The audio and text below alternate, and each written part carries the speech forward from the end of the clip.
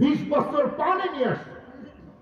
এই মুদিখানার দোকানদার কোনোদিন তার বন্ধুর স্বর্ণকারের স্ত্রীর দিকে কোনোদিন খারাপ দৃষ্টি দেয়নি। এই স্বর্ণকার সেম একই রকম কোনোদিন কোনো নারীর দিকে খারাপ দৃষ্টি দেয়নি। একদিন স্বর্ণকারের দোকানে এত সুন্দর একজন সুন্দরী নারী আসছে, তার আঙ্গুল হাত দেখে স্বর্ণকার নিজেকে কন্ট্রোল করতে পারলো না। দোকানের বাহিরে এদিক সেদিক এসে দেখে কেউ নাই, টান দিয়ে শাটার নামায়া নিয়ে তাকে স্বর্ণকার দোকানের মধ্যেই তার চরিত্র নষ্ট করলো, তাকে ধর্ষণ করে ফেললো। এদিক দিয়ে ওই মুদিখানার দোকানদার 20 বছর পানি আনে, কোনোদিন স্বর্ণকারের স্ত্রীর দিকে নজর দেয় না। পানি নিয়ে আসতেই পানির বোতল রেখে তার বন্ধু স্বর্ণকারের স্ত্রী ঘরের মধ্যে একা দরজা বন্ধ করে স্বর্ণকারের স্ত্রীকে ঘরের মধ্যে নষ্ট করলো। কিতাবের মধ্যে আসছে, আমার গাড়িতে মনে হয় এখনো বইটা আছে, আমি দেখা দিতে পারবো, আমার গাড়িতে আছে বইটা। ফকির সাইফুল্লাহ উনি লেখেন, কিছুক্ষণ পরে স্বর্ণকার ঘরে আসার পরে দেখে স্ত্রীর চেহারার মধ্যে টেনশন আর মালিন্যতার ছাপ।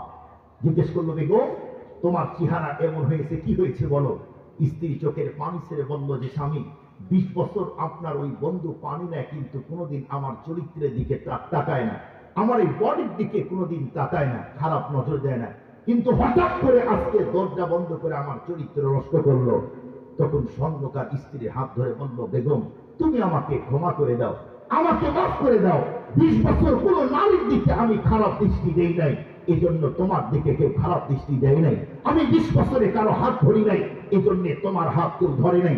আমি কোন নারীকে ধর্ষণ করি নাই, আল্লাহ তোমাকেও হেফাজত করেছে, তোমার চরিত্র সংরক্ষণ করেছে। আজকে আমিও দোকানের মধ্যে একটা নারীর চরিত্র নষ্ট করেছি, এই জন্য প্রতিশোধ হিসাবে, কর্য হিসাবে আল্লাহ তোমার চরিত্র নষ্ট করে দিল। তবে আমি তোমাকে টাচ করে কসম করে বলছি, আর জীবনে কোনোদিন কোন নারীর দিকে তাকাবো না।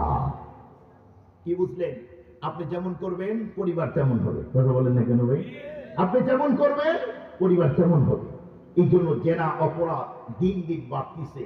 যেই অঞ্চলের ভাইয়েরা বিদেশ থাকে ওই অঞ্চলের তো কোনো কথাই নাই। যদি আপনার শুনলে রাগ করলেন যে হুজুর আমাদের টাঙ্গাইলের মানুষ বেশি বিদেশে থাকে, এই জন্য আমাদের দিকে এসে আবার ইন্টারভাস করলেন, খোঁজ নিয়ে দেখেন অনেকের অবস্থা ভয়াবহ, অনেকের পরিবার ধ্বংস হয়ে যাইতেছে।